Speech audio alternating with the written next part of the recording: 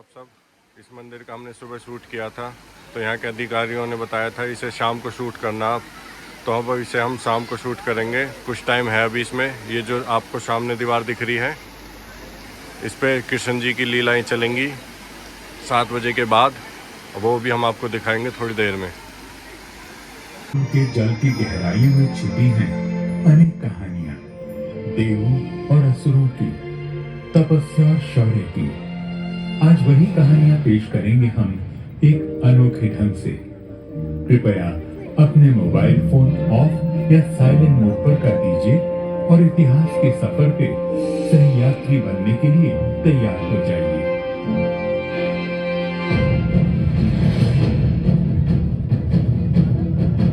भारत की ये गौरवशाली भूमि अनेक कथाओं और प्रसंगों से भरी हुई है। अतीत के बहुत सारे सुने अनसुने किस्से देश के प्रत्येक हिस्से में फैले हुए हैं।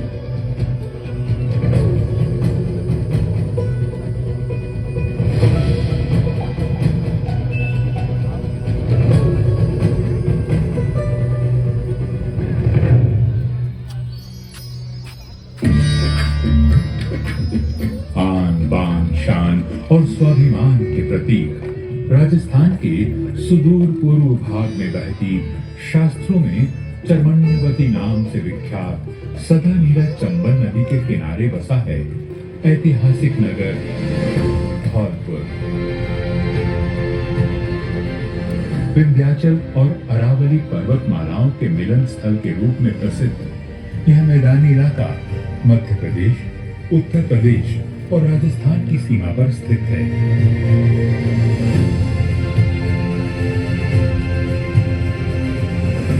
यहाँ धरोहरों में एक ऐसी विरासत भी है जिसे देखकर गर्व और रोमांच का पूर्ण अनुभव होता है। सुंदर मंदिरों से घिरा यह पवित्र कुंड महान सूर्यवंश के महापराक्रमी राजा मुचुकुंद के नाम से जाना जाता है।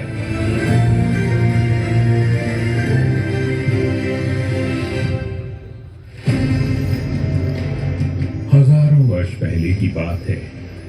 देवताओं और दानव के बीच की लड़ाई एक बार फिर छिड़ गई, लेकिन इस बार धर्म के विरुद्ध अधर्म का ये पुरातन संघर्ष जब अपने चरम पर पहुंचा तो अचानक देवता कमजोर पड़ने लगे।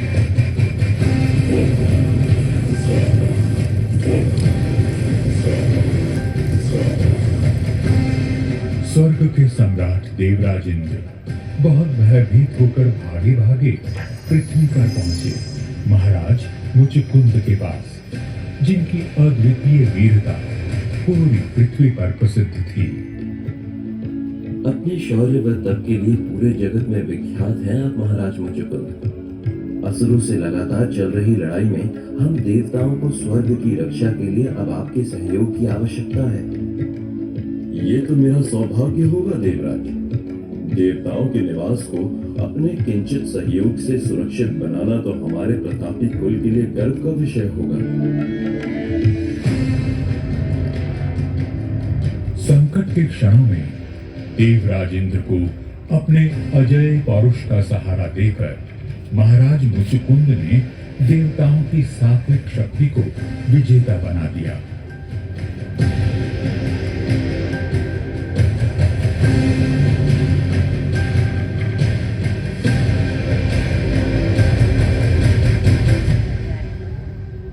हे देवेंद्र, स्वर्ग के समस्त संकट अब समाप्त हो चुके हैं। आपका राज्य पूरी तरह सुरक्षित है। यदि आपकी आज्ञा हो तो मैं पृथ्वी पर अपनी प्रजा व अपने परिजनों की सेवा के लिए वापस जाना चाहता हूँ। स्वर्ग और पृथ्वी की तुलनात्मक काल गणना के अनुसार स्वर्ग में आपके 1 साल के प्रवास के दौरान नीचे पृथ्वी पर कई 100 वर्ष बीत चुके हैं। अब तक आपकी अनेक पीढ़ियां स्वर्गारोहण कर चुकी हैं। अतः आप भी अब यहीं मेरे अतिथि बनकर विश्राम करें।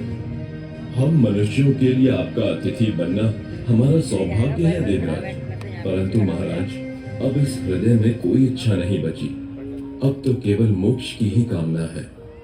जन्म और मृत्यु से परे मोक्ष प्रदान करने की शक्ति तो केवल श्री हरि भगवान विष्णु के पास है।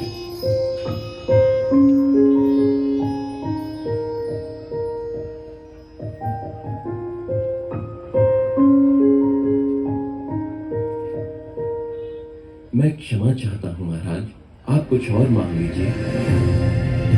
स्वर्ग के सम्राट देवाधिपति भगवान इंद्र ने धरती के सबसे पराक्रमी महाराज मुचुकुंद को कोई मनचाहा वरदान मांगने के लिए कहा। यदि मोक्ष आपकी कृपा से बाहर है तो कामनाएं पैदा करने वाले मेरे इस शरीर को आप अटूट निद्रा का वरदान दीजिए प्रभु।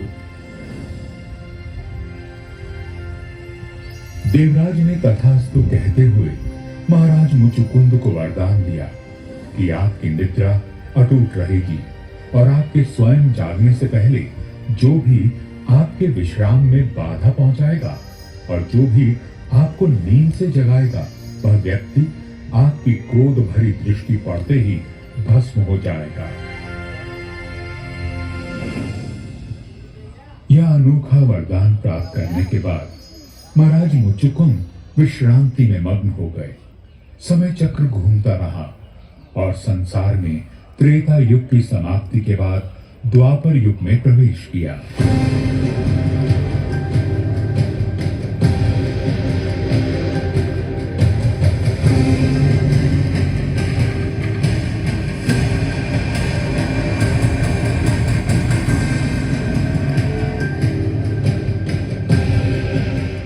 देवताओं से परास्त दानव अपनी खोई हुई शक्ति संचित करने में जुटे रहे। इसी क्रम में कालयवन नामक एक दानव ने अक्षर होकर तपस्या की। तुम्हारी भीषण तपस्या से मैं प्रसन्न हूँ कालयवन, वर मांगो वंश। हे अवतारधारी, मैं चाहता हूँ कि आपकी भक्ति में समर्पण से झुके इस सर को कभी कोई न झुका सके। मैं अजय होना चाहता हूँ प्रभु। तथास्तु, मैं तुम्हें वरदान देता हूँ दैत्य कुमार कि आज से तुम प्रत्येक युद्ध में अजय रहो।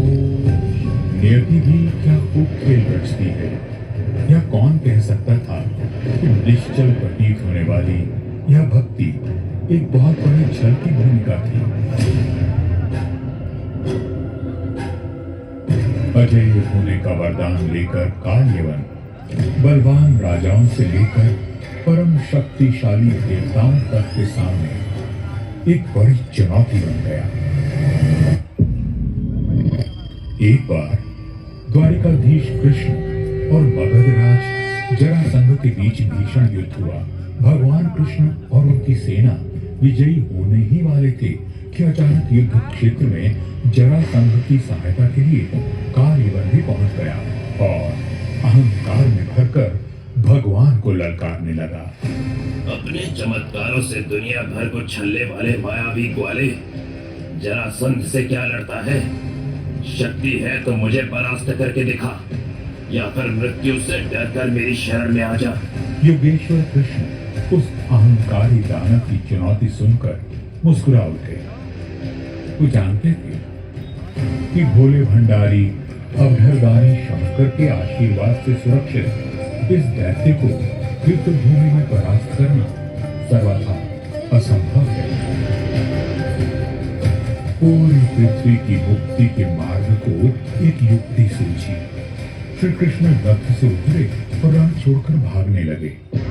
भगवान की लीला को अपनी विजय समझकर अहंकारी में चूर कालयवन कृष्ण के पीछे दौड़ा। अपनी मृत्यु से भागकर कहां जाएगा ग्वाले? मुझे कोई परास्त नहीं कर सकता। आज का दिन तेरे जीवन का अंतिम दिन है कृष्ण। लेकिन सबके ध्यान में रहने वाले भगवान को अपनी हर लीला का ध्येय पता है। रण छोड़कर भागते भागते लीलाधर कृष्ण उसी गुफा में पहुंचे जहां देवराज इंद्र से अटूट निद्रा का वरदान पाए महाराज मुचुकुंद विश्राम कर रहे थे। श्री कृष्ण ने मुचुकुंद को अपने पीतांबर से ढक दिया। कालयवन ने सोचा कि कृष्ण सोए हैं और उसने पीतांबर को इस तरह खींचा कि मुचुकुंद बेहद गुस्से में जाग उठे मूर्ख, तेरा इतना दुस्साहस! और इस प्रकार कुटिल अविवेकी अहंकार को स्थिति प्रज्ञ सात्विक विवेक ने बड़ी सहजता के साथ पराजित कर दिया।